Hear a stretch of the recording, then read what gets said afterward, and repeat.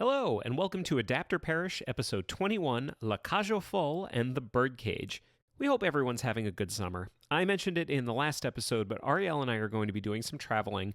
We're finally getting to go on our honeymoon. So when this episode drops, we'll be in London and then heading to Paris. We're very excited, and I bring it up specifically because if there are any podcast-related issues, we really appreciate your patience because we won't really be in a position to address much.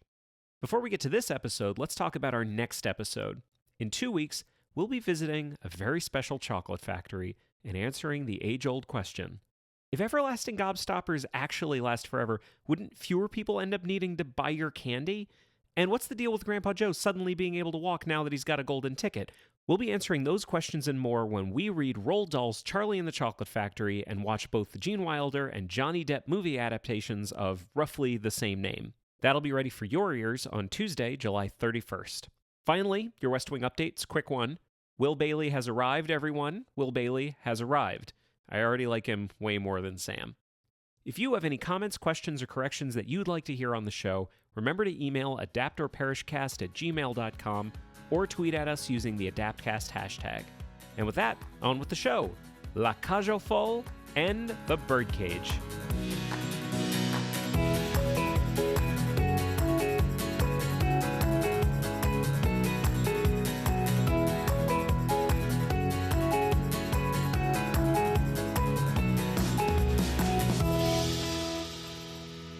Bonjour et bienvenue à Adapter Parish, a podcast about adaptation. Wow. Did that work? No. No? Oh, no. What are we talking about today? We are talking about a wonderful French movie. Please don't do the accent. Please. There's so many accents that are going to be so offensive. I think we should just put a blanket ban on us doing any accent during this show. We are doing a wonderful movie called La Cage aux Folles. Oh my God. I think I have to do it a little bit. We're doing La Cage aux Folles. Yes. Which was also remade into another wonderful movie called The Birdcage. I feel like you just spoiled the whole show by calling them both wonderful. I mean, they, you don't know. Maybe they suck. We might have hated them both. Stay tuned to find out. So can we give people a little background on this episode? Yeah.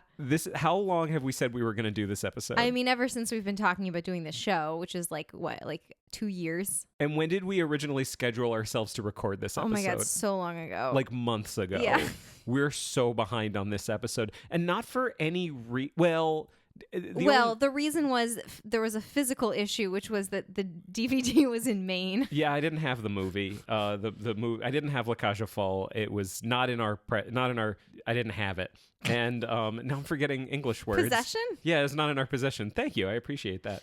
I didn't have it, and it's really good, and it has lots of good special features, and I wanted to watch all of them, so we kept putting it off, and now we're doing it. Hooray. We're finally doing it. I don't care. Spoiler alert, both of these are great, and The Birdcage is one of our favorite movies ever. Yeah, I would say that's true. I mean, I definitely have a lot to say. Mm-hmm. I feel like watching it with a critical eye, knowing that it's something I'm going to have to talk about and sort of defend. I got some stuff to say. I yelled at you a little bit when we were watching The Birdcage because I thought you weren't paying attention. And I was like, you need to watch this. And you're like, I know this. I know every line of this movie. I'm like, yeah, but you have to watch it with a critical eye. Yes, you did. You said that. We're doing it for the show. That's the thing you said. So let's do it. All right. So it's time for Back of the Box. Because just in case there's anyone who doesn't really know either the original film or the American remake of The Birdcage that well, I'm going to read the back of the Criterion edition of La Cage aux Folles. Very fancy. 1978. Renato, Ugo Tognazzi, and Alban, Michel Serrault, a middle-aged gay couple who are the manager and star performer at a glitzy drag club in Saint-Tropez, agree to hide their sexual identities along with their flamboyant personalities and home decor when the ultra-conservative parents of Renato's son's fiancé come for a visit. There's a lot going on there. Yeah. This elegant comic scenario kicks off a wild and warm-hearted French farce about the importance of nonconformity and being true to oneself. A breakout art house smash in America, Edouard Molinaro's La Cage aux Folles inspired a major Broadway musical and the blockbuster remake The Birdcage. But with its hilarious performances and ahead of its time social message, there's nothing like the audacious, dazzling original movie. I think that's pretty good. That kind of does everything we need right now. Yeah, it's a French movie Yes. about a gay couple who own a drag club. It's everything that I just and it's said. everything that you just said. Yeah. Like, that's what it is. And it talks about the stuff we're also going to talk about. It mentions the adaptations. It calls them out specifically by name. So we are going to, for this episode, discuss the original, La Cage aux Folles. You've prepared some stuff on the musical. I have prepared some notes. I know virtually nothing about it. Great. And then we're going to spend the rest of the episode talking about the Birdcage. Yes. There is stuff we're not going to talk about. There was an original play Yes. that this was all based on. In French. We're going to mention it, Yeah. but we're not going to go into detail Yeah. on it. There were also 2 sequels that were made. Right. La Cage aux Folles 2 et 3. And we're not going to talk about those either. No. Just because We didn't haven't watch them. and they didn't get adapted, so we're pushing those aside Let's for be now. honest, we didn't watch them. Our research is impeccable. I spent like a fully 20 minutes on Wikipedia doing research on the musical. So you can go, just never say I never did any research. I won't say you've never done any research. 20 minutes on Wikipedia. So I'm going to make a wild assumption right now. Yes. I am assuming the thing that we're talking about today that you have the biggest relationship with is the Birdcage. The movie The Birdcage. Yes. Yes. That I have seen that movie many times. That is true for me as well. Yes. I think it is a perfect film. That was a Lipshaw family favorite. Oh, yeah. Yeah. Oh, it's so good. Yeah. It was good in the Latour household, too. Yeah. Yeah, we loved it. So what did you know about the original? I think I kind of came to it backwards because I knew there was the movie The Birdcage, of course. Then I found out it was a musical. So I actually had on CD, I think I actually still have it somewhere on CD, the original cast recording, which I think is out of print because when I was looking around trying to do research, thank you, the only recording of it I could find anywhere digitally was the more recent Broadway revival, which we'll get to who's in that. Sure. But I had on CD the 1983 cast recording that I used to listen to. And then I think I found out, I think I'd known it was a French movie, but I'd never really seen it. And I saw it, I think when you and I watched it together, that was the first time I had seen it. I'm not one for subtitles because I like to do other stuff while I watch movies. It's very hard for me. It's not because you don't want to read. No, it's not because I don't want to read. It's because I want to knit or do other stuff while I'm watching a movie. Yeah, definitely. Yeah. I don't really have that much of a problem focusing on movies, I though, know. so subtitles don't really bother me You too have a much. better attention span than I do. I had seen it before we watched it together, I think, maybe once. Like, I don't think... I didn't seen it more than once, I think. I wasn't ignorant of it. I knew there was a movie. I knew there was a play that it was originally based on. I knew they made a musical of La Cage aux Folles. Yeah. And I always call it the Birdcage, too. Right. Which is weird because that's, like, the translation. Right. Although I found out that, yes, it is technically the translation, the Birdcage. Right. But fall in French, it's more like we might say chicks to refer to women. Yeah. So there's a connotation that we don't understand just by the English phrase, the birdcage. And I think it's also referred to, I think you would also refer, and I don't know how derogatory this is, so I'm sorry if you speak French. I think you might also refer to gay men as folle. But it's definitely the same as we would say like chicks, like women. Yeah. That's the impression that I got from the movie. Yeah. Like almost like, oh God. And I'm only talking about the word. I'm not using the word, but I think of the way like sissy is thrown around. Yeah. It's like, I think it's like on that level. Yeah. Like it's not super offensive, but it's like the implication is that like definitely not unoffensive. but I'm saying it's not like a terrible slur. It's more like, oh, it's implying that a man is feminine. Right. Yeah. Which it kind of loses in translation when you translate it to the Birdcage. The Birdcage. Yeah. Totally. So I just want to give a quick background on the play. Yeah. Just really, really quickly. So this play was originally written by Jean Poiret. Okay. He wrote it. He was a comedy duo, basically, with Michel Serrault, who plays Alban in the movie. Because he was in the play, Exactly. the original play. Because on the Criterion Collection, it's actually, if you can get your hands on this Blu-ray, there's like a 15-minute clip, I would say, of the original play. And it's really interesting to watch. It's very different. Yeah, very different. Yeah. So it was basically they were a comedy duo. Jean Poiret wrote this, and I think they were basically just looking for a vehicle for themselves. Yeah, like because what's something we really can do like, together. The play is like almost more it has other characters in it, but I feel like it's much more of like just a two-hander. I think just so. These two guys talking. Exactly. Yeah. So then when they made it into a movie, a number of things changed. I think it was really rewritten.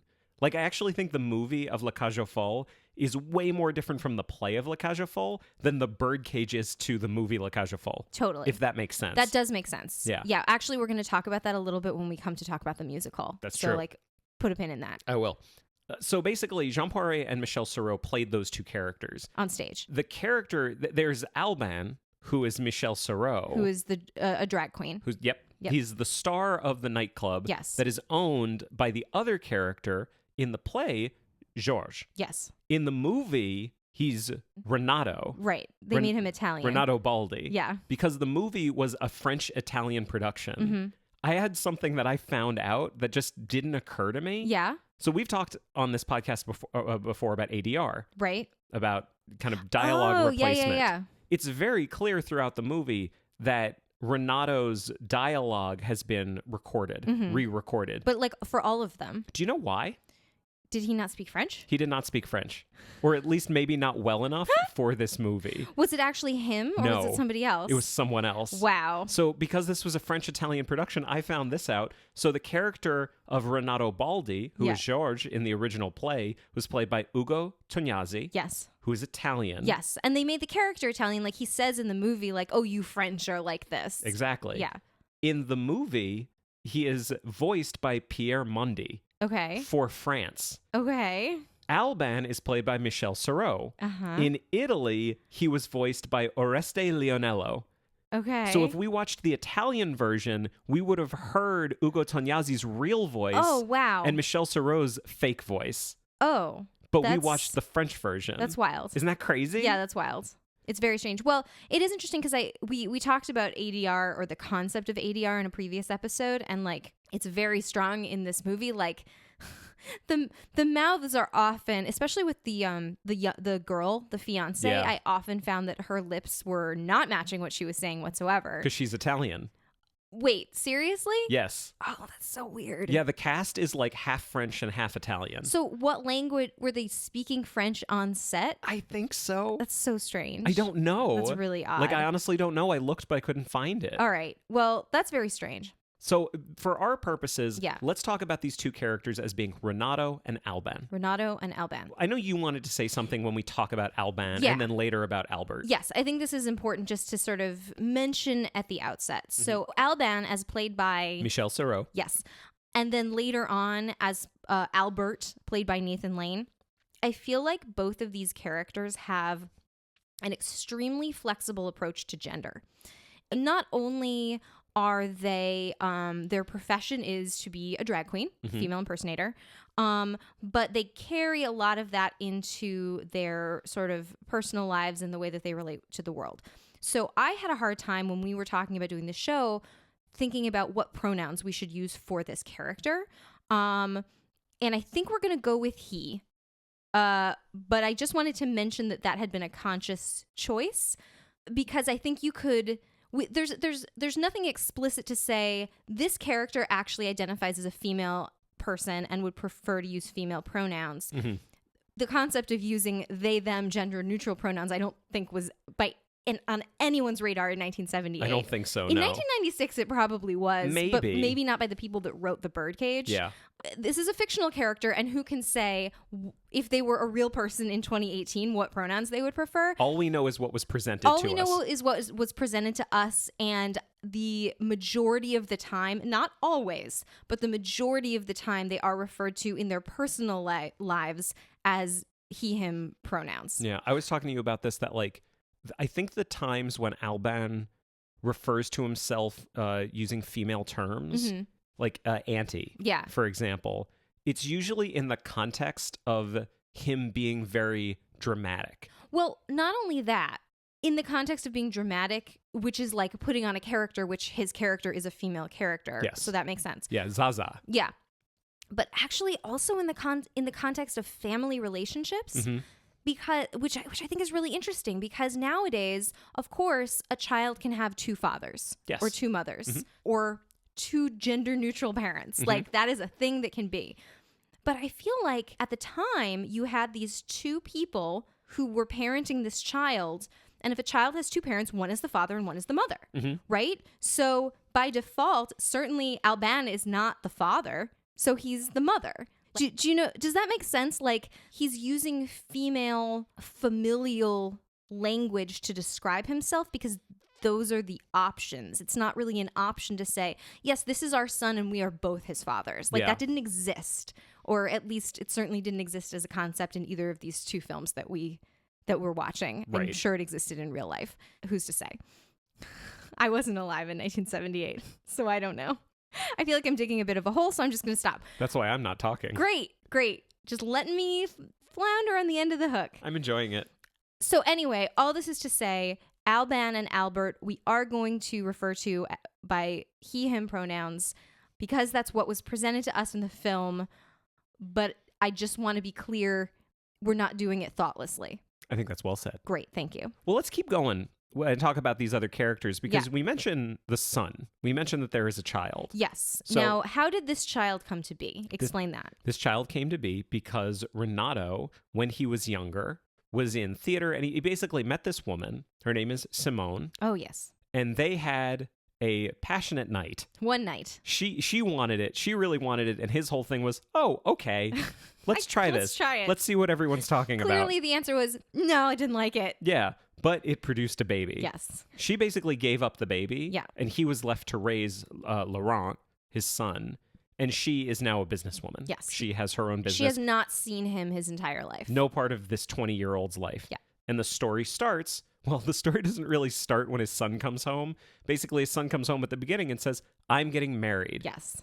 And there was it's so funny for anyone, which I'm assuming is not a small number of people. I imagine there are people listening to this who have seen The Birdcage but have never seen La Cage aux Folles. Yes, I would say that is more likely than the other way around. It is the same story. Yeah. Like they're beat for beat the same story. When we get to The Birdcage, we'll talk about what they changed. Yeah. But it is shocking just how much, if you've seen The Birdcage, how familiar this movie is. But the characters definitely act differently. They are not exactly the same characters. Yeah. So, for example, in La Cage aux Folles, when Renato is faced with this information that his son is getting married, he basically has a scene where he says to his son, I'm paraphrasing here, I mean, don't get me wrong, I'm happy to find out that you're not like me. Yeah. It's really weird and feels like a product of its time. Yeah, I mean, yes, in one way. Yeah. Because what he says to him, and we had to rewind because the way the subtitles worked, it was a little bit confusing as to what he was actually saying. But he basically says, oh, no, I'm not upset. I always hoped that you wouldn't be, and trails off, meaning like, I always hoped you wouldn't be gay. Yeah. Which is interesting that he doesn't just like come out and say it.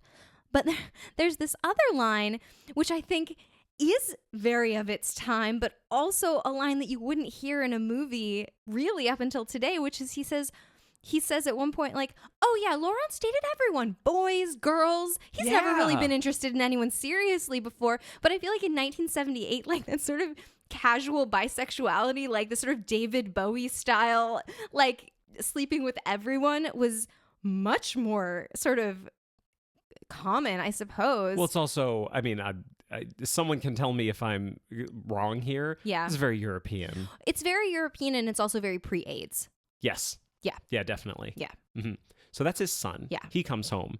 This kid is the most beautiful. He's gorgeous. Gorgeous. Like ridiculous, like thin, long hair. He's the prettiest person in the movie. And he shows no emotion on his face at any time. He's always just like, quoi? Yeah. Quoi? He's very French. And he's getting married Yes. to Andrea Charrier. Yes. Who is the daughter of a diplomat. Well, he's not a diplomat. No, he's a politician. Yeah, he's like Secretary of the Treasury or something like that. He's not like an elected official as far as I could tell. He's like appointed. He works for the president. But he's very conservative. Yes, he works for the president because at the beginning of the movie, the person who dies in the bed of an underage sex worker is the president of France. Right.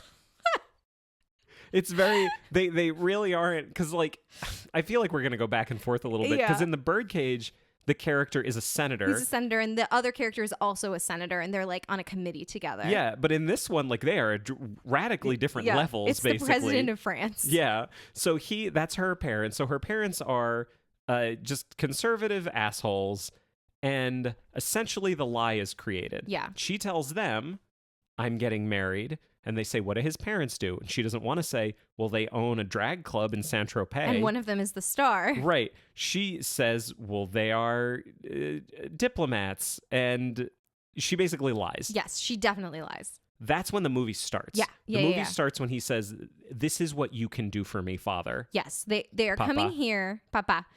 It's cute when he says papa. Yeah. They're coming here. We need to get rid of all of the gay shit. And also Alban needs to go. Because he's part of that. Yeah, he's part of the gay shit. The if you've seen the Birdcage, the gag where they take the statue with the giant phallus sticking out and turn it around so all you see is the butt is exactly the same.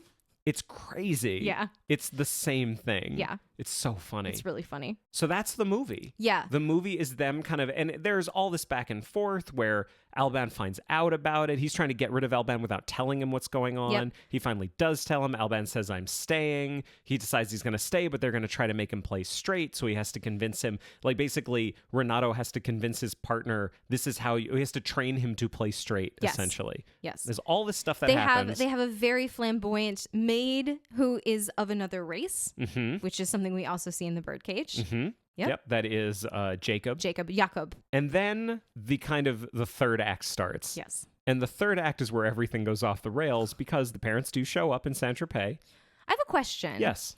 Saint-Tropez. Yeah. Is it nice?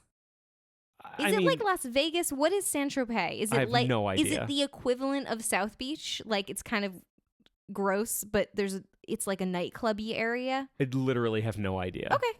As I'm sure no one is surprised. Great. I didn't do research into that. We didn't do any research. Please continue. Thank you very much. So then in the third act, one of the things that they've tried to do, because they've tried to get rid of Alban because he's too gay. He's too gay. Way too gay. Trop gay.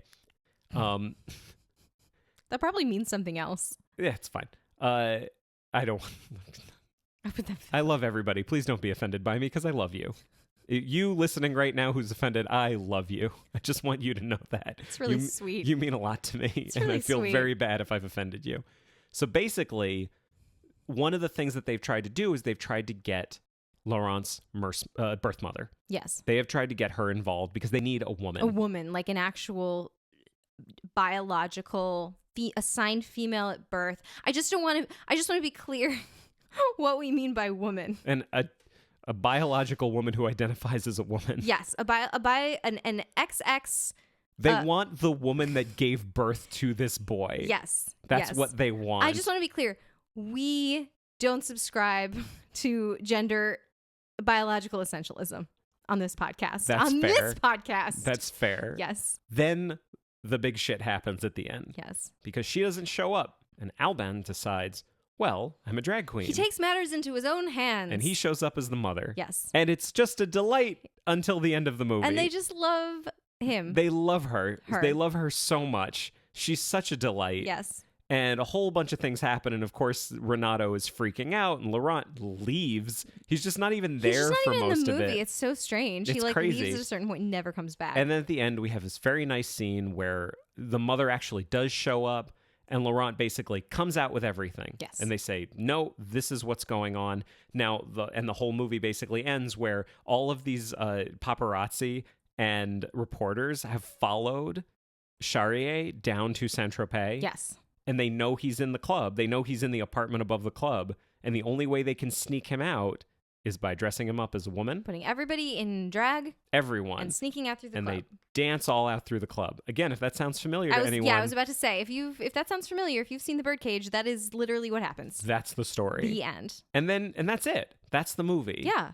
What did you enjoy this movie? Yeah, it's fun. It's really fun. It's fun. Can we talk really quickly about something that happens in this movie that horrified us, though? Oh, please go on. There's one or two things I can think of. I'd Well, love to know which one you're talking about. I want to talk about the thing that you were like, what the fuck? We both were like, did that just happen? You know, we talk so much about how this is progressive. Yeah. It is very progressive in certain areas. Let's talk about acceptance of gay people. Mm-hmm. Is it progressive? Yeah. For 1978. Yeah. Absolutely. For a positive representation of gay families. Yeah. Absolutely. Sure. Yeah. Here's one place where it's not very positive. Domestic violence. Yeah, it's not great. Basically, the movie starts with Renato running the club, and Alban is supposed to go on as his character Zaza, and he won't because he's in a very dramatic mood right now. He's feeling very bad about his body. He's feeling very bad about his body and his age and everything. I feel like we can all relate to that. Totally. No, I'm not saying it's uncalled for. But Renato's kind of solution to the whole matter is, well, I'll punch my husband in the face. Yes, punch him in the eye. Yep, and so he'll go out. And then he did. And then the next day, we see Alban, and they're fine. The two of them are fine. Alban's got a fucking shiner. Yeah. And the two of us just looked at each other and be like, what the fuck is going on? Yeah. This is supposed to be... And I remembered this happening, but I guess I didn't really notice it the first time. Well, because the line is the same as in the Birdcage. He's like hysterical, and he says, hit me. I know that's what you want to do. Hit me. And then Robin Williams is like, and just sighs and pushes him off him. Just goes to push him, and then you just hear, wah! And that's it. Mm-hmm. But in this, you just hear smack. And then the next shot is Alban in full costume as Zaza, but like holding an ice pack to his eye, which is extremely bruised. Yep. Like he's putting makeup on and everything. Him in the face. Yeah. And they're fine. And we also we still take it that they love each other. That's actually what fixed the problem. That's what got him to stop crying and to put his costume on, is to be punched in the face. That's the part that is the most disturbing, I think, is that like it's not like, oh, he was violent, but that's not the solution. Violence in this case was the solution. It fixed the issue. And there's this part of me that just thinks maybe they thought it was okay. Well, I don't want to think that they would have thought it was okay because if it was a men and a man and a woman, but yeah, I'm afraid that they thought it was okay because it's two men. Oh, I'm sure they did. And that... it's not good. I mean, it's one thing... This is a part where I want to mention it, but I don't feel like we're qualified to really go into detail on it because there's just a lot of information that is hard to find. Yeah. And even if we could find it, I wouldn't feel super comfortable with it. But Michel Serrault and Jean Poiret are two straight men. Yeah. Like, they created these characters and they created this show, but they are two straight men playing these characters. Oh, yeah. There's a long history of straight men playing these characters. Yeah, they played it. I really think they wrote it because they said this would be funny. Yeah. And they are personally cool with it. Yeah. Which is good. But at the end of the day, they are not gay. Yeah. This is an area where I think that is borne out. Because domestic abuse is domestic abuse. Yeah, absolutely. Like, between any gender. It doesn't matter. No, of course not. Of course not. I find it horrifying. Yeah, it was really bad. I really do. I didn't like it at all. It makes me... The thing I don't like about it is... It's easy to dislike certain characters in this story. Like, I think it's very easy to dislike the kids. Yeah. Because they're putting these two guys through hell. Yeah. Basically. To kowtow? Yeah. Kowtow? Kowtow? Is that what it is? Don't say kowtow. I feel like that is like... It's like fake Chinese. Oh, is it? I think it is. Shut the fuck up, yeah, really? Let's not say that. Oh, God. Why did I say it in front of everybody? Well, I'll look into it and I'm going to find out more. Fantastic. They want to acquiesce to the desires of these people. There it is. Because, you know, her parents really desire that his parents are nice, normal, quote unquote normal. Right. According to their lifestyle. Oh, yeah. And I don't know if we've mentioned the character of the mother, the girl's mother, like the politician's wife. We have not. She's awful. She is just cold and like very like severe hairstyle. Severe is 100% the word I would use to describe her. She's got a lot of cheekbones. Like she definitely is like almost like a caricature of what like a sort of ambitious politician's wife is like. Yeah. Totally. She's so much like the boss of the household. Yeah. But like she is the boss. Yeah. Like he's actually I'm going to say the senator, but he's not a senator. The politician. Yeah. He's very emotional and he yells but you get the idea, you get the impression that like she's definitely the brains of the operation and she has sort of gotten him to where he is in his career. And it's like, she's the mastermind. Well, let me ask you this. Now that we're talking about one of the female characters, yes, how do you feel about the female characters as a whole in this one? Well, not great. Yeah, not great. Is it time for the female part is a little underwritten? Yeah, we don't have theme music yet. Someday. I mean, I just feel like there is a lot of sort of casual misogyny. Yeah. In this movie, I don't have like any specific examples necessarily to point to. But the female characters are both very one-dimensional. Mm-hmm. They have sort of one thing. And who are the female characters? Let's very good point. Because there's three, basically. There's Laurent's biological mother. There is the politician's wife, who has a name? Louise. Well, Louise is also Diane Weist's name. Oh, yeah, that's a good point. Yeah. Yeah, that's funny. She's also Louise. And the daughter's Andrea. Yes. Yeah.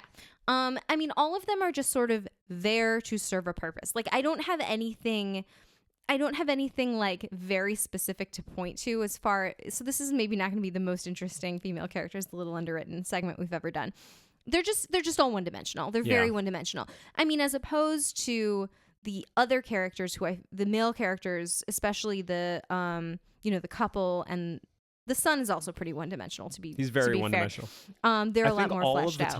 All of the time and all of the writing went into Renato and Alban and the politician. Yeah. That's it. Like, they get everything. Yeah. I guess I just feel like there's this attitude in the household, like the two men and their son, of like, why would you need a woman for anything? Why would you want to marry a woman? Like, women aren't good for anything. Why I guess we will rope in your biological mother now that we need her to do something for us. But like, men are better than women, and we can just like exist on our own. Yeah. Do you know what I mean? Like, there's just that sort of attitude, especially in the sort of why would you want to get married situation. It's like, well, women are fine to sleep with, but what are you talking about? You're going to marry one. Like, I feel like that's just sort of the general attitude, which is also kind of French. A bit. It's a bit. We're going to get in trouble. Un petit peu. So that's my feeling. Yeah. I will say this, I don't have much else to say about La Cage aux Folles. Yeah, I mean, I will say, like, the fact that it is in French, I feel like a language that neither of us speaks well, makes it hard to kind of analyze it. Especially, I was really fascinated to know, like, in terms of just like the language that was used, like whether they're using language that is still acceptable today, whether it's offensive. Do you know what I mean? Like, what the sort of linguistic connotations of how they describe themselves, especially like we were talking about pronouns before, like what that means in French culture in 1978. I have no idea. Yeah. And I will not know. Like, it is not to be known. But I feel like if you speak French and understand the context, there could be a conversation to be had that we just can't have because we don't speak French. Right. You know what I think we can talk about? What's that? What we can finish with? I want to go back and I want to talk about Ugo Tognazzi and Michel Serrault. Okay. What did you think of... I feel like it's hard to judge the performance of Ugo Tognazzi knowing that... It's not his voice? Yeah, which is such a big part of the performance. Odd, yeah. But what do you think? What were your impressions of him watching this? I mean, so when we watched the little documentary about the play, what they talked about was... So the guy that played Georges, who was the guy that wrote... Jean Poiret. Yeah, Jean Poiret. They talked about how they actually made a big shift with that character when they made it into a movie, that they kept Michel to play Alban, and he played it kind of the same way. Yeah. But when you watch that clip of the play, Georges is much more like... I don't want to say effeminate because that's not what I mean, but he's much more... He's like... dainty and sort of effete and sort of dramatic in a very deliberate way. And Ugo Tognazzi is like really masculine. Very. And he was like an Italian sex symbol, apparently.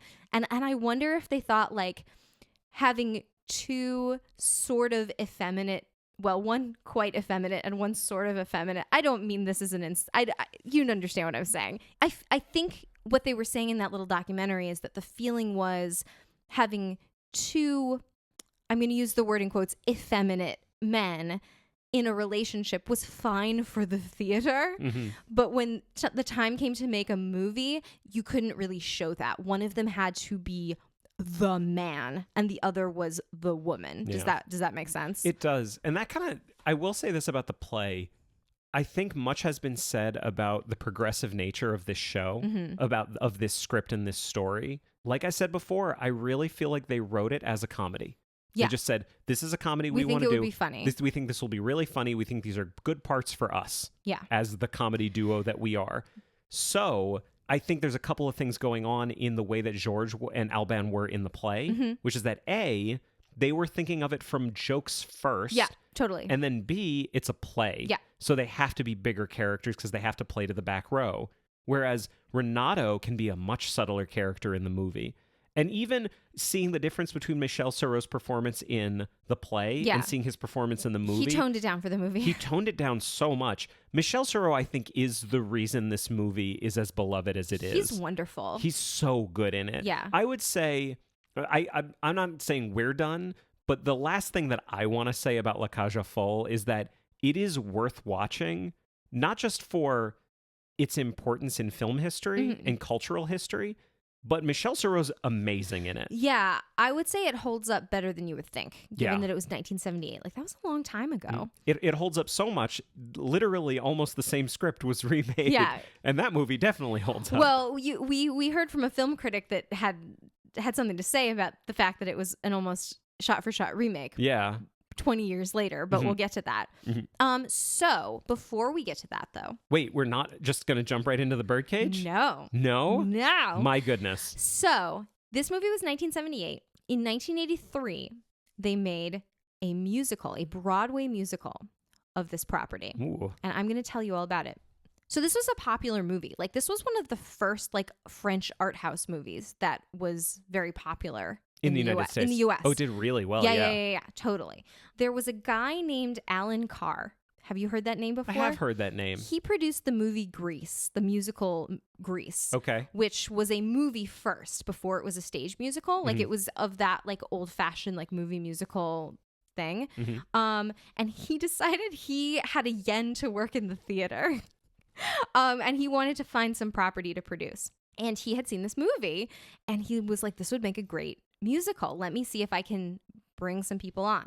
Now, here's the fascinating part. They could not get the rights to the movie.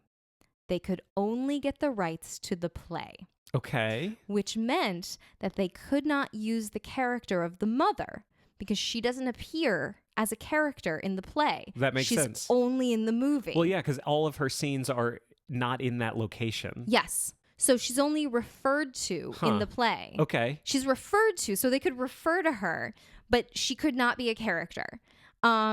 So I found that fascinating. Yeah. They could not get the rights to the movie. They could get the rights to the play, which is like 90% the same. So the dad must be Georges. Yes, he is.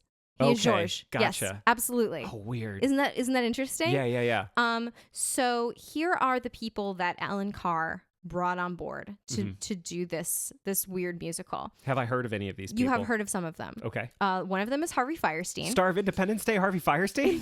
Yes, that's correct. So Harvey Fierstein was brought on to write the book, which for those who don't know musical terminology, that's like the collection of pages glued together on the side. It's the script, it's the spoken lines. Right. It's the parts of the script that aren't the songs and the music. Right. Harvey Fierstein was a huge fucking deal at this time. So like he's well known now, of course. But his play Torch Song Trilogy, which he wrote and starred in, had won Best Play the year prior. The year prior to this at the Tonys, and he had won Best Actor for starring in it. Yeah. So if you wanted to write a gay play, like he's the one to go to. A quote-unquote gay play. Yes, of course.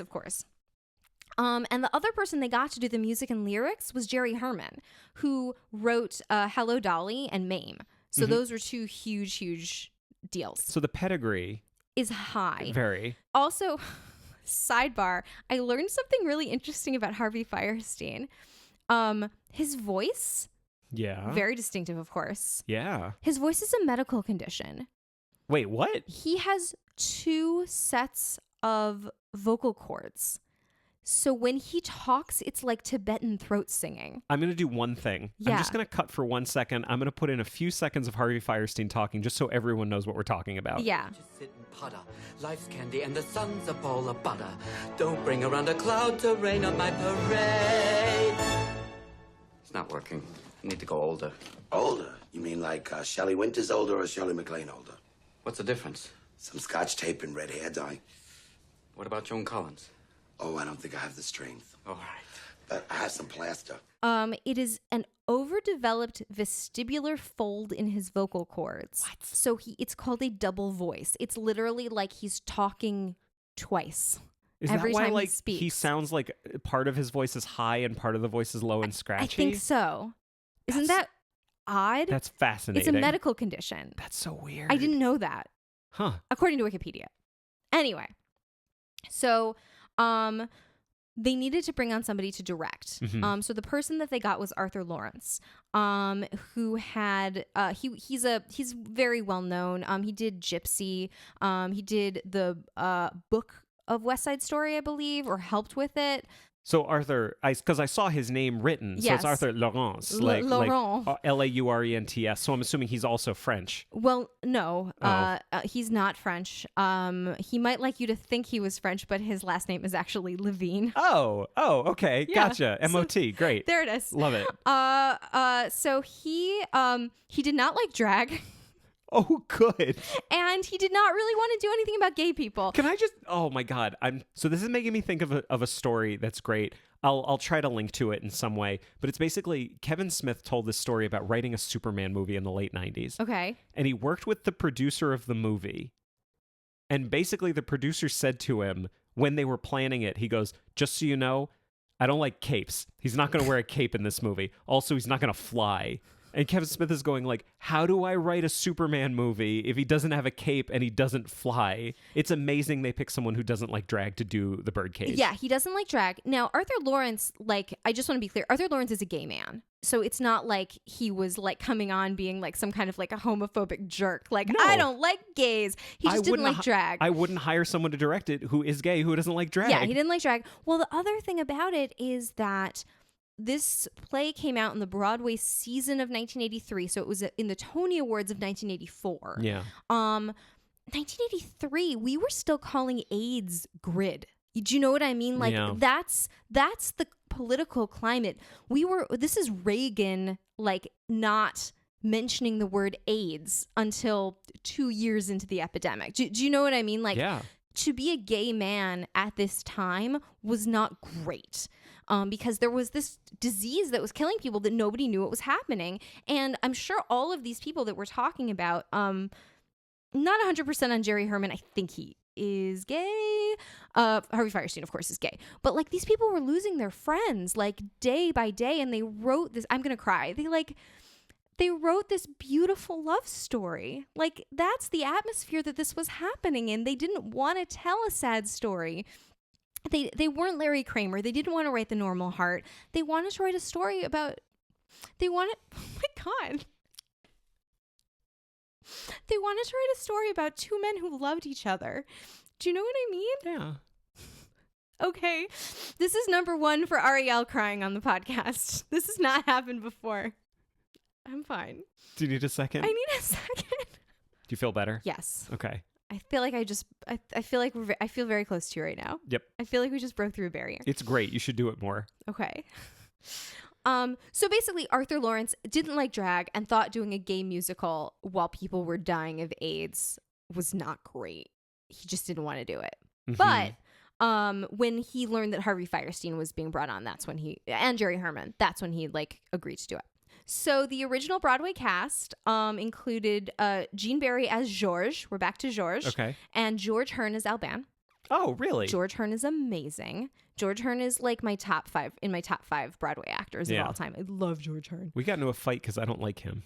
Well, we got into a fight because he wasn't your favorite Sweeney Todd, I think. No, we got into a fight because I said his Sweeney Todd was bad. Wow. Yep. Let's not revisit that fight then. I'm ready. So this play won the following Tony Awards. Uh-huh. Best Musical, That's good. Best Book, Uh-huh. Best Leading Actor for George Hearn, Okay. although Gene Barry was nominated. Right. So they didn't split the vote. George Hearn was that much better. Uh-huh. Best Original Score and Best Costume Design. Well, I mean, naturally. Yes. Yeah. In 2004, there was a brief Broadway revival that I don't think they ever did a cast album of because I've never seen it. But guess who played Alban? Someone we've talked about on this podcast before. Who? Gary Beach.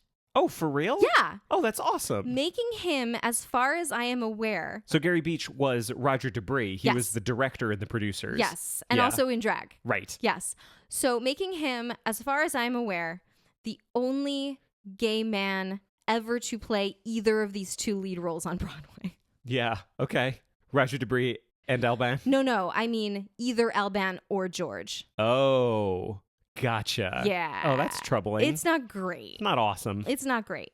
In 2010, they revived this show on Broadway once again. This cast album is available if you're interested.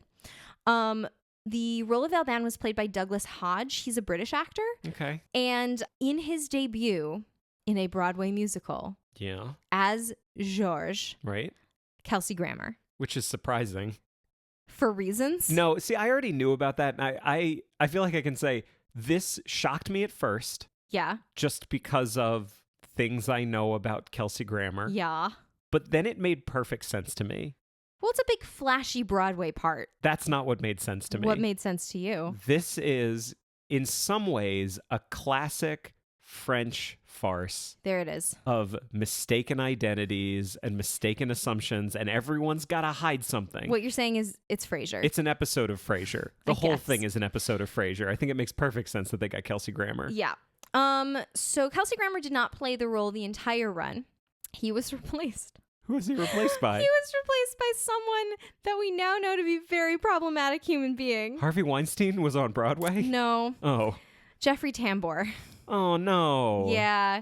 But he only lasted a week. I bet he was amazing for that week. He was only in it for a week. And so then maybe he wasn't. He had to drop out. And he was no. replaced by his understudy. But Douglas Hodge as Alban was also replaced by another actor whose name we have heard tonight. Who's that? Harvey Firestein. Oh, yeah. Cool. That's great. Not Harvey Weinstein. No, that's great. That's a different person. That's great. Harvey Firestein played Alban in 2004. Oh, I would have loved 2010. I would have loved to see that. Yeah, that would have awesome. actually been great. So, a couple things about the musical. There's a big Act 1 finale that Alban sings, and the song is "I Am What I Am." Mm-hmm. So we can link to a couple different people in the show notes singing it, or if you Google it on YouTube, you'll find it. So that song was recorded by Gloria Gaynor and was one of her biggest hits. Okay. This was still in the time when like pop stars would take songs from Broadway and record them as like #1 singles. I feel like that doesn't happen that much anymore. Yeah, I mean, I feel like Hamilton is kind of the exception that proves the rule. Yeah. But that song was also recorded by artists including Shirley Bassey. All right. Oh, wait, Dame Shirley Bassey? Dame Shirley Bassey. Ooh. Tony Bennett. Okay. Pia Zadora. Ah. And John Barrowman. Oh, there you go. And it became a rallying cry of the gay pride movement. I'm fine with that. Yeah, it's a very big like gay pride song. Of course, yeah. Of course. So I want to just quickly describe how they changed the ending because of not being able to have the character of the mother. Because as you recall, the big reveal in both movies that we watched is that the real mother shows up, the biological mother shows up, and they reveal that the question is asked, how many mothers does he have? And it is revealed that Alban/Albert is a man in drag. Yep. So they couldn't do that because they couldn't get the mother. So everything has proceeded up the same up until the politician's family arrives at the apartment. And then Jacob, who is nervous, burns the dinner. Oh, no. So they all go out to a restaurant. Oh. And here the play differs greatly. All right. So they go to a restaurant called Chez Jacqueline, all right. which is owned by their friend Jacqueline. No one has told Jacqueline what is going on. And she asks Alban, who is dressed as a lady, thinking he is Zaza, to perform. Right? Okay. He agrees and gets up on stage and sings a song called The Best of Times, which is like the second most famous song from this show. #1 is I Am What I Am. Okay. The second is The Best of Times. So everyone in the restaurant begins to sing along happily, I'm reading this now directly, causing Alban to yield to the frenzy of performance and tear off his wig at the song's climax, revealing his true identity. Oh. Okay. And then I believe the play proceeds as it would in the movie. So here's what I don't like about that. Okay. One of the things I like about what it says for the kids, about what it says for Laurent, is that he grows by the end of the story to learn that what he asked his fathers to do was not cool. Is wrong. It was wrong. Yeah. And he's the one to say, no, this is what's actually going on. Yeah. And I really like that growth that's shown in his character. I'm a little bummed to hear that he doesn't get to experience that growth in that version. That seems fair. I can understand why people would like it. That sounds super fun. Yeah. But that is not my preference for a way that is interpreted. That seems fair. Yeah. The other thing that I just wanted to quickly mention is that the original review of this musical was written by the theater critic Frank Rich, who's All right. very well known. He was the theater critic of the New York Times for many, many, many years. Okay. I pulled a couple of quotes, but this was my favorite. He's talking about... I have a question. Yes. Did he like it? Am I going to find out after you read this? He liked it okay. The reasons that he disliked it were not like the reasons that you might think. The show at the Palace is the schmaltziest, most old-fashioned major musical Broadway has seen since Annie, and it's likely to be just as popular with children of all ages. Were you hoping for a little more? I must confess that I was. The glitz, showmanship, good cheer, and almost unflagging tunefulness of La Cage aux Folles are all highly enjoyable and welcome. But in its eagerness to please all comers, this musical is sometimes as shamelessly calculating as a candidate for public office. Okay. So here's the quote that I thought was very strange. Yeah. He's talking about the nightclub singers. So the sort of gimmick, I'm using air quotes, was that they had the drag queens in the club played by mostly men, but 2 quote unquote real women. I just found this quote very odd. The men who perform the dances in concert with 2 bona fide women are skilled as drag artists, yet not to the point where they achieve that real androgynous sexiness which might challenge a heterosexual audience's received definitions of gender. It's easy to keep a safe distance and ignore the real point. I just don't know what he thought the real point was. I'm very confused. Can I go off for a second, please? Yeah. This upsets me so much. Yeah. And it's a larger thing. Okay. That really pisses me off. Yeah. And it's also something that other critic we were talking about, who's also on the Criterion edition of La Cage aux Folles, he talks in detail about La Cage aux Folles and then just basically writes off the Birdcage. He says it's not progressive enough. Yeah, it's not progressive enough, and it's basically just a carbon copy of the original. Yeah. I'm really sick and tired of people who already know what's going on in this world arguing that something is not progressive enough for all these other idiots who don't know anything about it. Yeah. If you're not exposed to any of this, it doesn't matter whether it's incredibly progressive or just kind of progressive. Yeah. It's important to see no matter what. Yeah. My acceptance of gay and queer culture and my acceptance of the LGBTQ community, part of that comes from the fact that when I was 13, a movie called The Birdcage came out. Yeah. Yeah. I mean, as you were speaking, I was thinking along those lines. Like, I think The Birdcage was the first movie I ever saw with gay characters in it. I'm getting really angry right now that someone could write off something progressive by saying it's not progressive enough. Yeah. I get that in your view because you know everything. You're not speaking to me, right? No, when you say you. Him. I'm pointing at you because you're the only one here. I apologize Point for that. to the wall. But like in his view, this is not progressive enough, therefore it is not worth it. Yeah. Dude, fuck you. You can't be the one to both define what makes certain people ignorant and then also prescribe exactly what is necessary to make them not ignorant anymore. Yeah. Ignorance takes so many forms. I know the ignorance that I had as a child growing up in the 90s of gay culture. Yeah. Being exposed to gay culture when you are ignorant of gay culture is important in almost any way that it comes. Don't say that something is not progressive enough. Yeah. Yeah.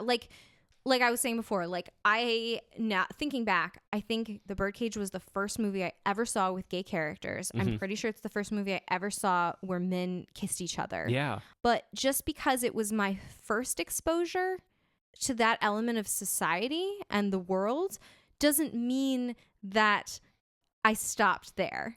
Yeah. Do you know what I mean? Totally. It doesn't mean that, okay, I saw this one movie with gay characters, so now I think that that's what gay people and gay culture is like forever and ever. Amen. It made me think, oh, I want to learn more about this. Mm-hmm. So I'm going to go and learn more stuff and watch more stuff and read more stuff because this is triggering something in me that I want to explore. Like, it would be one thing if something were actively harmful. And what Frank Rich was saying was, this is playing on stereotypes that are harmful. And if this is the first thing that people see regarding gay characters, they will be harmed. He's not saying that, and it's not true. So there's no reason he should say it because it's not true. But if that were the case, I could kind of see it. But that's not what he's saying. Yeah. He's saying it's not progressive enough for Joe Schmo, and therefore, and you're not doing the. He literally is saying, well, it misses the point. But like, what's the point, dude? You didn't write it. You don't know what the point is. Maybe they were trying to tell a nice story because their fucking friends were dying. Yeah. You know what I mean? And there's also another part of this too, and this is the thing I really like about every version that I've seen about the original movie and the new movie, and I'm assuming if Harvey Fierstein wrote it, I'm expecting this of the musical. This isn't a story about gay characters who are defined by the fact that they're gay. No. They're defined by the fact that they're characters who are gay. And they are characters. They are fully fledged characters with wants and desires and experiences. And this is the world they live in. Yeah, I mean, honestly, like the fact that one of them is a drag queen is worse, quote unquote, worse than the fact, like he maybe would be able to explain that a little bit better than like, oh, we own a nightclub. Like it could be any kind of nightclub. It would have been just as dishonorable or whatever. Yeah. I feel like this is a good moment to talk about something we like. Great. Because I feel like we just went off a little bit on there. So I apologize. Let's talk about the Birdcage. So the Birdcage was released in 1996. Yes. I just want to give some background on, we were talking before about the pedigree of people who made the musical. Yeah. Let's talk about the pedigree of the people who made this movie. Awesome. So this was directed by Mike Nichols. Mm-hmm. Now, Mike Nichols, for people who don't know, I'm going to list some of the movies he's directed. Who's Afraid of Virginia Woolf? That was his first movie. Wow. The Graduate. Okay. Working Girl. Mm-hmm. Regarding Henry. Wolf. Charlie Wilson's War. That was his last movie. Oh, by didn't the he? way. He passed, He right? did. He's not with us anymore. Very accomplished. Mm-hmm. Not to mention the, I think, dozens of stage credits. Yeah. He's directed so much theater. Everything I've ever heard from people who work with him, the one thing that consistently comes up is that he's one of the best directors for an actor. And he is an actor too. Yeah. He understands acting. He understands how to direct an actor, and actors that who have worked with him really appreciate that. It was written by Elaine May. Mm-hmm. Now, there's a reason if their two names sound familiar because they were Nichols and May. Okay. They were a comedy duo from the 60s. Got it. There's one of their sketches I'm going to link to that's like kind of American Comedy Hall of Fame. They were very improvisational, and they would play different characters constantly. And this one it's basically a young man calling his old Jewish mother. Okay. And it's hysterical. It's so good. So I'm going to link to that. They worked together as a comedy duo, and then they basically broke up after a few years. And it wasn't like a really bad breakup. They just basically didn't really have anywhere else to go, and things were getting stale. So they just said, we're going to go our separate ways. He went on to be very, very big. She went on to success. Not amazing success, but success. And why do we think that is? What do you mean? The patriarchy. Well, I'm going to tell you a few things that might make you feel a little bit differently about that. Okay. Okay? Because Mike Nichols basically directed hit after hit after hit. Yeah. She directed a couple of movies that were very good and very well received. New Leaf and The Heartbreak Kid. Then she directed a movie called Mikey and Nicky. It was supposed to be released in 1975. It didn't get released until the end of 1976. Okay. It went millions of dollars over budget. It went months over schedule, and she was fired. Are you saying she wasn't as good? I'm saying she wasn't as good or didn't pick the better projects. It's fair. She got fired and then rehired. Do you want to guess why she was rehired? They couldn't find anybody else to do it. They couldn't find the negatives for the movie because she was hiding them. They were forced. Good for her. They Good were for her. forced to rehire her. She didn't direct for 10 years. And then 10 years later, she directed another movie. Basically, Hollywood gave her a second chance. Yeah. Do you know what that movie was? I do not. Ishtar. I'm just saying, I'm not going to say the patriarchy has nothing to do with this. This is a shitty turn of events for someone very talented. Yeah. And even if she was a man, I don't know that she would have been treated very differently. Basically, she turned her career into something else, and she focused on writing. She's an incredibly talented writer. Basically, I'm going to give you a list of movies that she wrote, both credited and uncredited. Okay. I think she was a long-time script doctor. Heaven Can Wait, which she was nominated for an Oscar for. Reds, Tootsie, Labyrinth, Dangerous Minds, and then she wrote Primary Colors for Mike Nichols. Wow. In the late 90s. That's a lot. And The Birdcage. Yeah. They basically were split up for 30 years and then got back together for The Birdcage. Oh, that's sweet. It's really, really sweet because it never sounded like they weren't close. It just sounded like they just didn't work together. Yeah. And the things that I've seen Mike Nichols say about them working together again were really sweet. I think they just had a great working relationship. That's nice. And so she wrote this movie. And it's funny because now we're really getting into it as an adaptation. How different is it than the original? It is as if someone watched the original, wrote down what the subtitles said, and just kind of massaged it a little bit. At the most. Yeah. And she also added a lot of flavor. Yes. It's basically the same recipe, but much spicier. Yes. Yes. She added a lot of flavor to it. There's one joke in particular that I can think of that like is 100% Elaine May, and it's the joke. I'm just going to play it really quickly. Such a responsibility, 2 houses. How long ago did you buy this one? About 15 years ago. Of course, the area was mostly Jewish then. Really? Oh, Barbara was telling us it was mostly sand. Yes. Well, you know the old saying, where there's sand.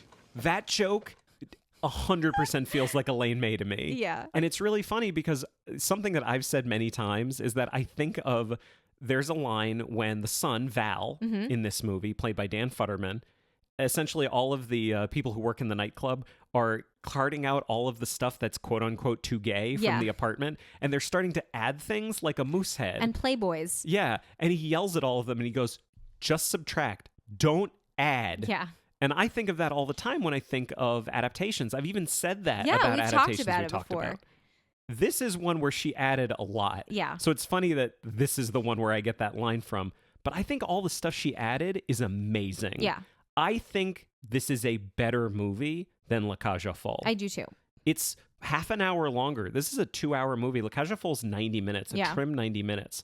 We get so much more about all of the characters. We get so much more about the Keeleys, the conservative family. Yeah. Senator Keeley and his wife, also Louise. Yeah. And their daughter, Barbara. Their daughter, Callista Flockhart. We spend so much more time with them in this movie than we do in the original. And they're no less conservative, but they're much more well-drawn characters. Yeah. Would you agree with that? They're not caricatures. Exactly. Yeah. They really are characters. Yeah, totally. And they're so funny. Can I run through the cast? Yeah. All right. So the two main characters are Armand and Albert. Yes. So not George, not Renato. Armand. Armand Goldman. Coleman. Goldman. Is it Goldman or Coleman? It's Goldman. They're Jewish. And scene. So they're Jewish now. Yeah. Which is nice. I think that's Elaine May and Mike Nichols. The bar mitzvah. They're so okay. Let's get this out of the way. There's so many good quotes. So many good quotes in this movie. All I'm going to do is I think I'm just going to play a little montage of some of our favorite quotes from this. It's awesome. Whatever I am, he made me. I was adorable once, young and full of hope. And now, look at me. I'm this short, fat, insecure, middle-aged thing. I made you short?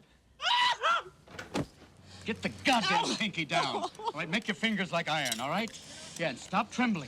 Hold the knife boldly and with strength. Oh, God, I pierced the toast. Al, you old son of a bitch. How you doing? How do you feel about that call today? I mean, the Dolphins, 4th and 3 play on their 30-yard line with only 34 seconds to go. How do you think I feel? Betrayed, bewildered? Wrong response? I'm not sure. Wait, Miss Albert, don't forget this. Listen, I don't want you to go. My poor, devoted Agador. I'm leaving you, my stereo, No, my red boots, I don't want it. and my wigs. Which way? You gotta put your shoes on, Agador. It's getting late. Ah, but there's no point in my putting shoes on, sir. I never wear shoes because they make me fall down. So this is hell. And there's a crucifix in it. So that's a smattering of our favorite quotes from this movie. Like this and The Princess Bride are the most quotable movies I think I've ever seen. Can you think of a movie you quote more in your personal life than this one? This is probably my number one, actually, that I quote in my personal life. Can you give people an idea? What are a couple one or two quotes that you can think of that you use the most in your personal life from this movie. Well, I feel bad because I'm going to have to do an offensive accent to do these quotes. It's not offensive because you're doing it with love. It's Hank Azaria doing a South American a Guatemalan accent. So Central American, I guess. So they say the son, Dan Futterman, says, we're going to have to get rid of everything that's over the top. And Hank Azaria goes, that's a lot. And I think I say that's a lot all the time. And the other thing that we do whenever we're making dinner, so when he's making, again, Agador, Hank Azaria is making this terrible stew. He's the faithful houseman. The faithful houseman. And Robin Williams is trying to like yank it away from him because they're outside looking at the erotic china. And he like yanks the stew away, and then he like his hands are full of shrimp. And he shouts to his back, but wait, there's shrimp. And I think at any time we make dinner and there's like a garnish or like chopped green onions or parsley, I always say like, but wait, there's garnish.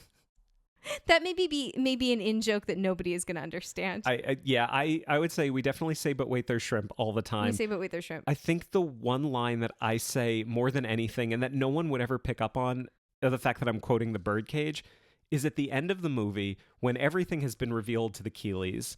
And Gene Hackman, as Senator Keeley, is being presented with all of this information. He has found out that this lovely woman he has just met is actually a man. He just constantly just says, I don't understand.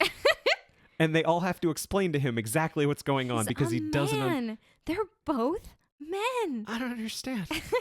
Anytime in my life I ever say the phrase I don't understand, I am quoting Gene Hackman in The Birdcage. Yeah, it's really good. So let's get that out of the way. This is an incredibly quotable movie, and I'm giving Elaine May credit for that. Great. I am going to confess something to you right now. Yeah, what's that? I always knew about Elaine May. Mm-hmm. Something happened to me when we were researching this. Yeah? I have developed the biggest crush on Elaine May. I cannot describe to you.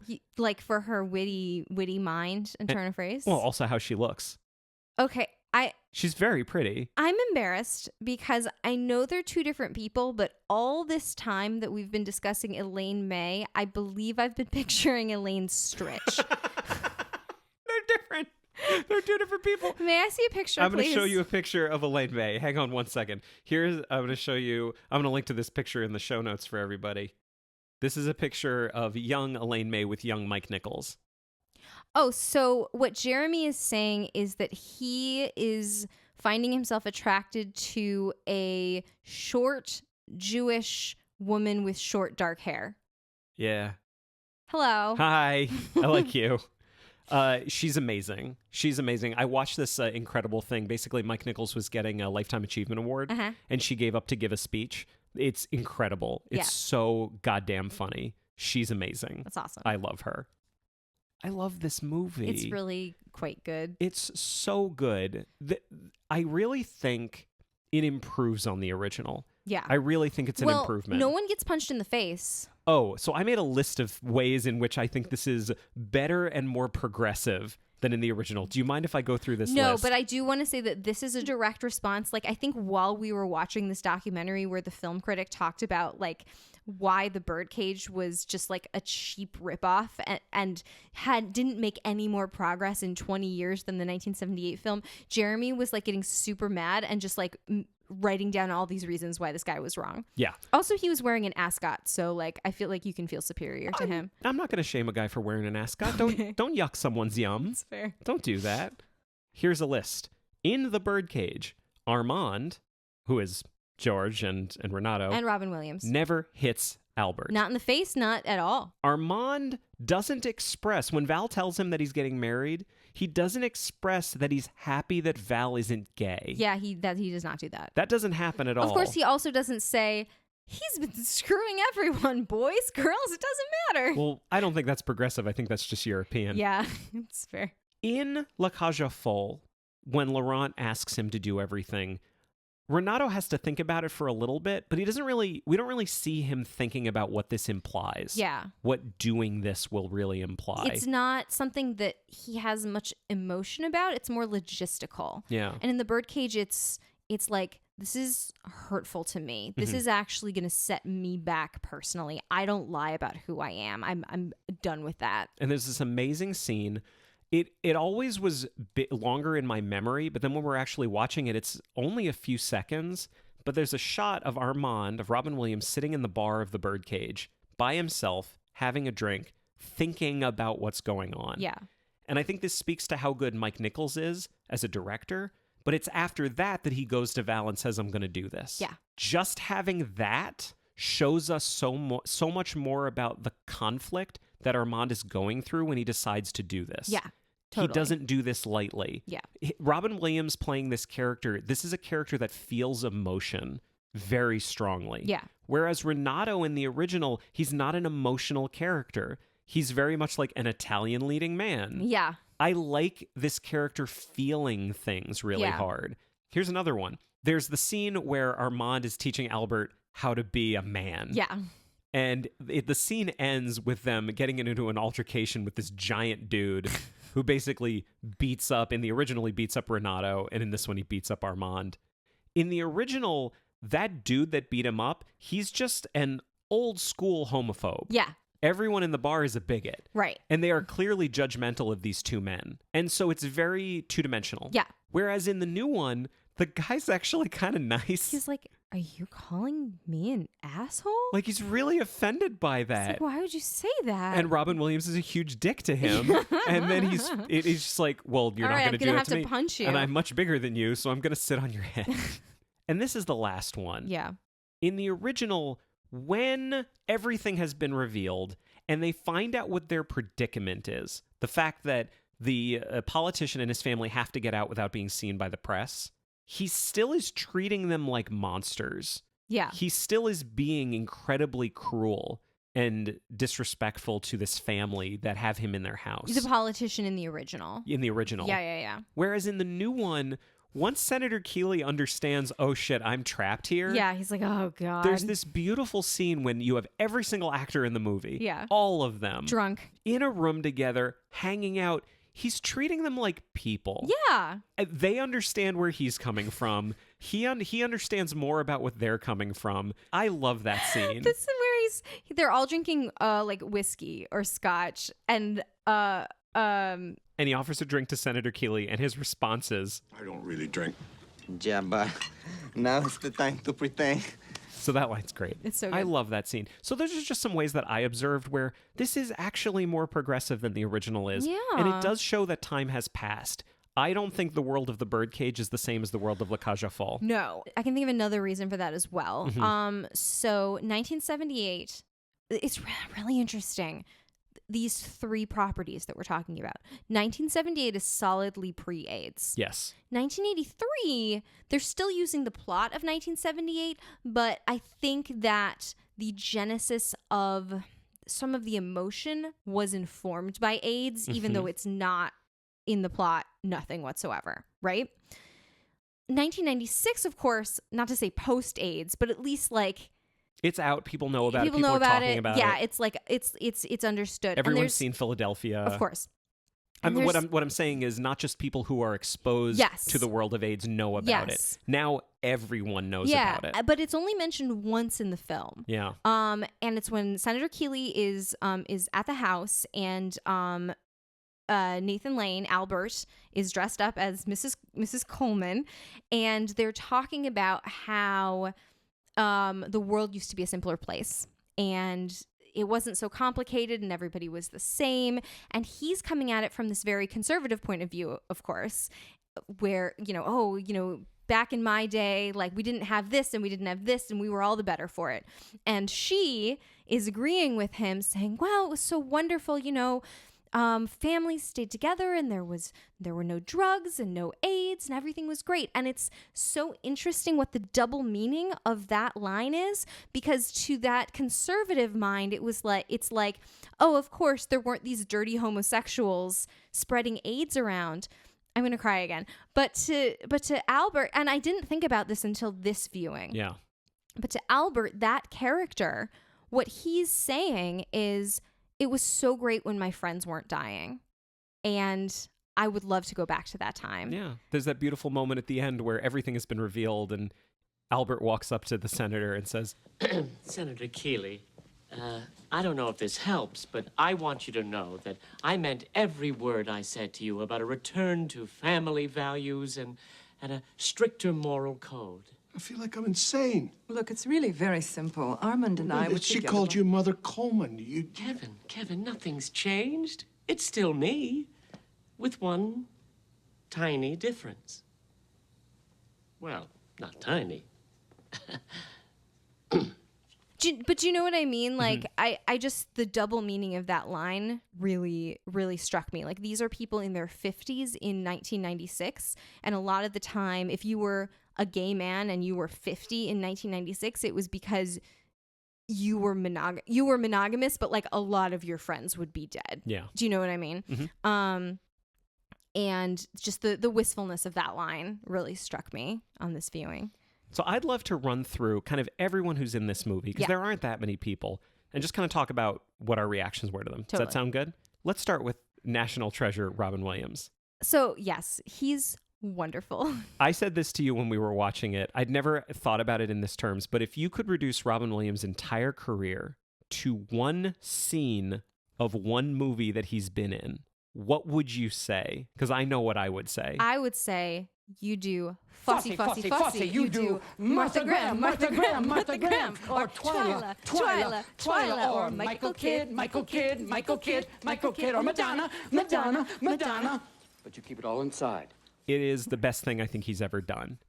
I can't think of any scene. I can think of a million scenes that are amazing that he's done. I can't think of anything that is more quintessentially Robin Williams than that scene. So good. It's incredible. He's amazing in this movie. He's emotional. He is identifiable. He's funny. He's serious. Yeah. The one line in the movie that breaks my heart every single time I watch it is he has agreed to do this. Yeah. And Val says, Pop. Thank you. Do me a favor, Val. Don't talk to me for a while. it's one of the best pieces of acting I've ever seen from him. Yeah. Do you know what line breaks me up What's now? that? Like in retrospect, of course, which is they're all dressed up for this dinner and he's wearing a very conservative suit and he looks in the mirror and he says, I look like my grandfather in this suit. Dressed like this in every picture. Killed himself when he was 30. There's actually 2 references to suicide that he makes in this movie that is very hard to watch now, knowing what we know. Yeah. But it's just what this movie is about, right? Don't put on a costume to be someone who is not you. That quelches your spirit. Be yourself. Yes. Or you will be sad. Speaking of people who are themselves.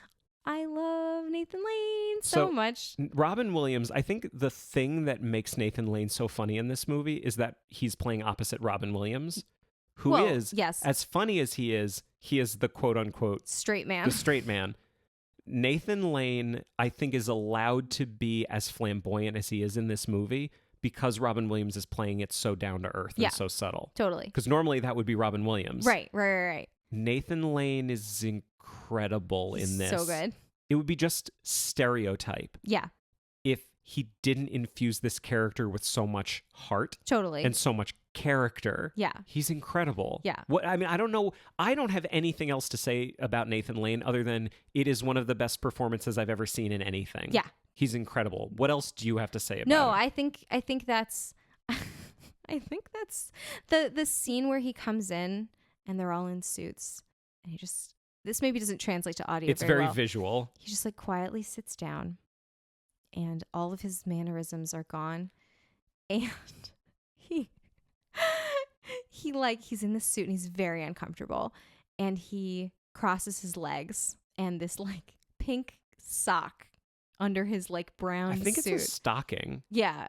But it's very bright pink. Mm-hmm. And he says, "What? No good? Why? I'm dressed just the way you are. I took off all my rings. I'm not wearing any makeup. I'm just a guy." What about those? suppose. Well, one does want a hint of color. That, I'm just going to say, is also another line that I say in my life constantly. Yes, yeah, you do say that a lot. He's so subtle Yeah. and so wonderful in that scene. But I feel like that scene is what proves it's not just a caricature. Yeah. Right? He's a human being and he's over the top and he's dramatic, but like the thing that you understand when you see him dressed that way is he's not playing a character. The thing that makes him happy is to wear something kind of flamboyant and go downtown where he knows everybody and all of the shopkeepers and he knows all of their names and do the shopping and say hi to everyone. Like, he loves his life. That's his authentic self. Not the drag queen. Like, that's his Not job. Starina. Not Starina. That's something that he can kind of funnel, you know, the sort of larger than life parts of himself into. But the scene where he goes shopping is like, oh, that's Albert. Why would you want to put his light under a bushel? It's not fair. It's cruel. And at the end of the movie, I think, like you were saying before, Val's journey is he realizes that it's cruel and he apologizes, essentially. Let's talk about Val. Yeah. So this is Dan Oh, Futterman. Dan Futterman. What? He's 30 if he's a day. Oh, yeah. He's supposed to be 20 years old. He was 28 when they made this Yeah, movie. He there it doesn't is. look like he's 20. He is an Oscar-winning screenwriter, though. He is. I love Dan Futterman in this movie. I'm not saying I love Val. Yeah. Because I really liked Val when I was younger. Then I started to hate Val for a Did really you long identify time. with Val because he was the son? Yeah, a bit. Yeah, Well, I that's, mean, that's fair. He's a Jewish son. Yeah. Like, I'm That's gonna the bar mitzvah. I hated him for a long time because basically I got really indignant about what he was doing. Yeah. And said, like, he shouldn't be asking them to do this. That's wrong. Blah, blah, blah, blah, blah. Now, watching it again, expecting to hate him, I actually don't hate Val that much because I'm finally reading him as 20 years old. Yeah. Because at 20, being that naive, I think is okay. Yeah, that's fair. Because the whole point is that Val grows over the course of the story. Yeah. And I'm okay with the idea of a 20-year-old doing something that hurts people and then realizing that it's wrong. Yeah. But it's harder to take when he's 30. Yeah. Can we talk about his amour, Barbara? Barbie? Barbie? Yeah. Barbie? Ra? Oh, you want to talk about Ally McBeal? Yeah, let's talk about Ally McBeal. Mrs. Harrison Ford. Yeah. Yeah. Callista Flockhart's great in this. Yeah, she's really good. She's really good. She looks 18. Yeah. Like, she could, I don't know how old she was. Mhm. Probably older than 18. But she passes for 18 better than Dan Futterman passes for 20, that's for sure. And one thing that I kind of forgot is this whole movie is her fault. Yeah. She's the one who decides to lie. She definitely tells this lie. That was this thing. I think I was going into it expecting that this was all Val's idea. But then you find out, like, no, it is her idea and Val's dealing with it in the best way he can. And they love each other. Yeah. That's something I get from this one that I did not get in the original. Yeah. Is that they really care for each other. Totally. They want to get married to each other. Whereas in the original, their relationship is... It's like non-existent. You never even really see them together ever. Like, talk about the female characters underwritten. Like, I'm not sure you ever see them speak to each other. Considering that their relationship is the entire reason the story happens, it's shocking to me how little you see their relationship. Yeah, totally. So that I like in the new one a lot. Yeah. I think Callista Flockhart's really good. And she 100% holds her own with Gene Hackman and Diane Wiest. Oh, totally. And the relationship that she has with Albert Yeah. is amazing. She loves him. She wants him to be her dad. There's so many beautiful moments between the two of them. Yeah. It's so sweet. Yeah. It just gets better every time I watch it. I'm going to say this really quickly because we haven't even finished with everyone. This is the kind of movie where every time you watch it, you can say, this viewing, I'm only going to watch Callista Flockhart. Totally, yeah. Or Hank Azaria.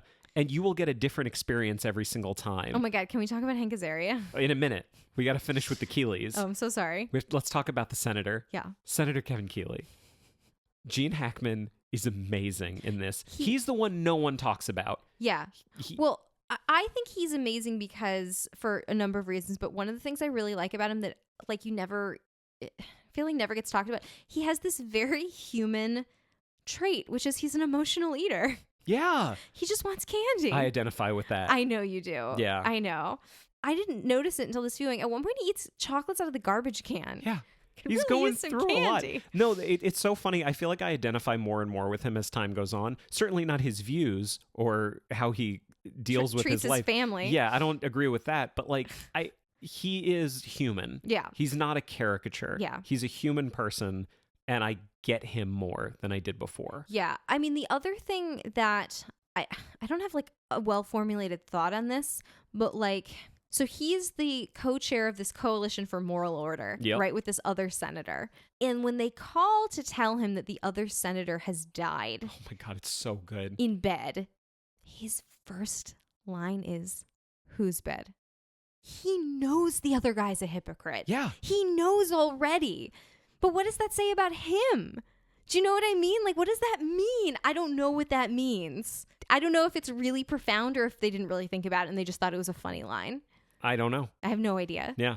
There's so much more build up to the jokes in the third act in this version than there is in the original. Oh, yeah. And I think it's much funnier because of it. Yeah. I think Mike Nichols and Elaine May have a better sense of funny than Yeah. the people who made the original. I would agree with that. Like, it's not just physical humor. Like this is Nichols and May. Yeah. This is a Nichols and May movie. It's going to be really funny. Yeah.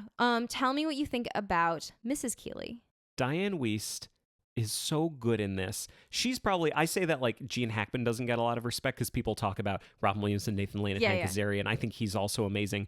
I would say Diane Wiest, if you were to, and I'm not saying this is a criticism of Diane Wiest, and if she were to hear this, she should not take it poorly. I think if you were to ask everyone who loves this movie to rank all of their favorite characters, I think she would consistently rank near the bottom. Yeah. Just because there are so many other big characters in this movie. But there's not a single bad character in this. She's so good. Yeah. She has the same sort of physical trappings of like a politician's wife that we see in the 1978 movie, but she has so much more depth and insecurity and humor that makes her a fully fleshed out person that character didn't have. Yeah. Do you know what I mean? When she has to explain to her husband that Albert is a man. They're both men. I love that she's explaining it. There's no hate in what she's saying. No, she's just like, this is what's happening. This is what's going on, Kevin. Yeah. You need to understand this. Oh God, she's really good in it. Finally. We could play so many quotes. Yeah. Well, no, there's one other character we have to talk about. Who's that? Oh my goodness, he's not in it. It's time for Sir not appearing in this Hooray! film. You thought we wouldn't get to it. There's a character in the original of a doctor who lives next to the club that comes to treat Alban. For his hysterics. Gives him a lot of pills and stuff like that. Are they Pirin tablets? What are you doing? Why are you giving him drugs? What the hell are Pirin tablets? It's aspirin with the A and the S scraped off. My God, what a brilliant idea. I know. That's the thing I say. That's the thing I say all the time. I couldn't remember when you asked me. I say that all the time. I know. The doctor's not in this. No. He's not in the new one. No, because Agador is also the doctor. I mean, it's not much of a Sir not appearing in this film, but It's he the is my only one. nominee. He's my nominee. So that leads us to one final character. Yes. I'm not going to say any of this with an accent. No, please don't. It is offensive. Hank Azaria plays their faithful houseman, Agador. Agador Spartacus. Sometimes referred to as Agador Spartacus. Or just Spartacus. This could potentially be the most problematic character in the whole movie. I mean, let's be clear. I think it is the most problematic character in the entire movie. I think that a number of things had to happen for this character to work as well as he does. One, and I think this is the most important part, he plays the character amazingly. Yeah. He's so consistent. Yes. It's a beautiful performance. Yes. You could say that what he's doing is problematic, but you can't say he's not 100% committed to this role. Yes. So that's one. Two, the role is written incredibly well. Yeah. It's very kind towards this person. Yes. This is a person who is not portrayed as stupid. No. This is a character who knows exactly what they want. They know exactly what they're about. They're incredibly confident. The script is not making fun of him. No, the not at script all. does not make fun of him. It is not punching down No. towards him. It's not, at no point in the movie is anyone funny just because they are gay and flamboyant. Yeah. They are funny characters who say and do and want funny things. Yeah. Yeah. Well, on that note, I did want to mention one thing about the script. When we were watching the French movie, I said to you, I really wish I understood, like, culturally, when they're using words to describe themselves in French, what does that mean? Like, what is the connotation of of the language they're using. And of course I don't know, because even if I understood the words in French, I certainly don't understand like what like the colloquial meaning of words. But I do understand the colloquial meaning of words in English. One thing I noticed on this viewing that struck my ear really harshly is that the word fag is used a lot. Like a lot. A few times. It seemed like a lot. Mm-hmm. And I was uncomfortable because that's not a word that I hear thrown around very much. And usually when you hear it thrown around, it is a slur. And then I was thinking about it and I thought, you know what? This movie was 1996 and it's about characters who are in their 40s and 50s. So they're sort of from an earlier time even than that. And I feel like, especially like Robin Williams' character, he's using the word fag in a way that we would use the word queer. Like he's reclaiming it. And that's how he's describing himself in sort of to people that he know that he's not using it derogatorily. Does that make sense? Yes. But the interesting thing is that you can also hear it used again in the way that we would use queer, that he uses it kind of lovingly, but he also uses it in sentences like as if he's describing what someone else might say to you to insult you.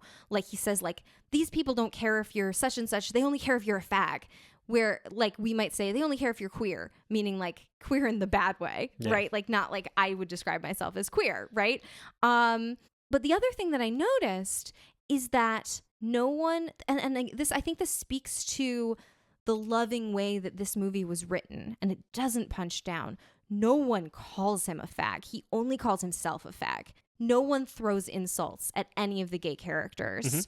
And I just feel like this movie doesn't punch down. I feel like that's all I'm trying to say. Like the use of language is a little bit harsh on the ear because it's a little bit of an earlier time, but the jokes aren't laughing at anyone. You're not laughing at anyone because of who they are. You're laughing because of the funny things that they do. I agree with that. Yeah. Absolutely. There's one other thing I just wanted to bring back really quickly. Yeah. Just about why I think Agador works so much. And I think it's about what Hank Azaria brought to the role. Mm-hmm.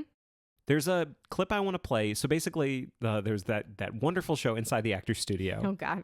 And the entire cast of The Simpsons were on. And of course, they spent a lot of time talking about the voices that they do for The Simpsons, but James Lipton was also interviewing them about other characters they'd played. And he talks about Agador. Where did you get Agador, Spartacus? You know,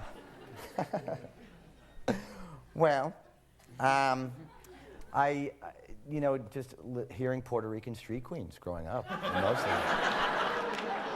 If you can mimic things, do you hear this? Get off the corner, baby. Don't do this to me now. I realized, though, about 2 weeks in, that it really just sounded a lot like my grandmother. I could have done a big shortcut. Absolutely.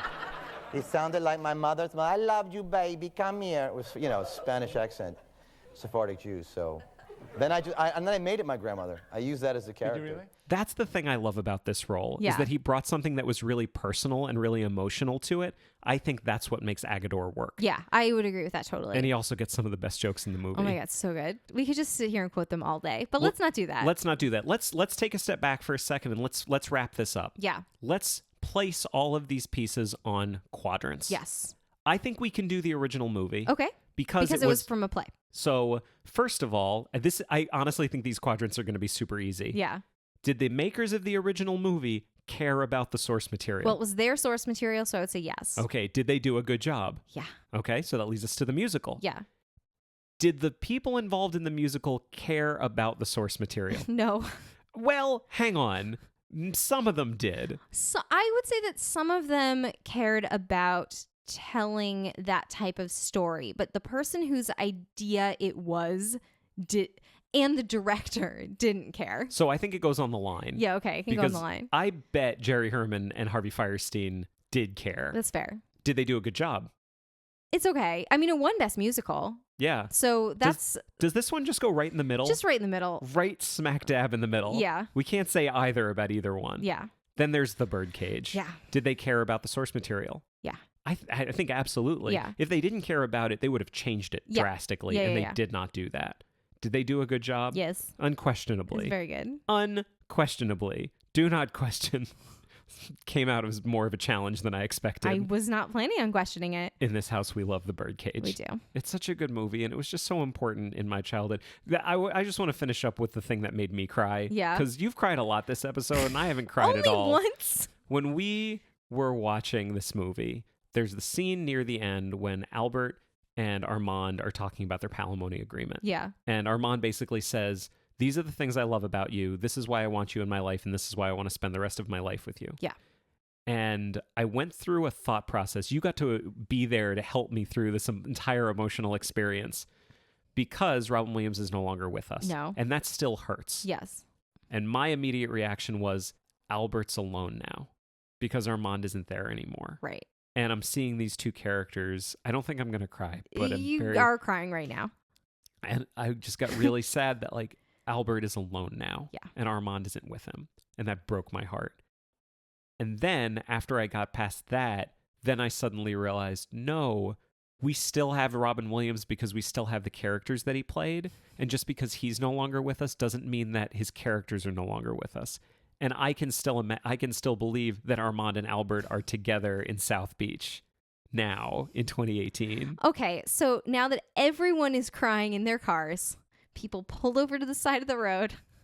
I love this movie You so much. did this to people. You did it. I love this movie so much. You did it to people. Should we finish? I just want to say one more thing. Yeah. To sort of lighten the mood. Oh, good. I want to be clear that I never wear shoes because they make me fall down. Thank you, sweetie. You can find Adapter Parish online on Facebook, Twitter, and Instagram at AdaptCast. And if you tweet about the show, don't forget to use the hashtag AdaptCast. You can join our groups on Facebook and Goodreads, and you can also find and follow me on Letterboxd. If you have anything to say that's longer than a tweet, you can always send an email to adapterparishcast@gmail.com. If you'd like to support the show, there are two great ways you can do it. First, tell a friend. Second, a rating and review on your podcast platform of choice would be greatly appreciated. So long, everybody. Bye.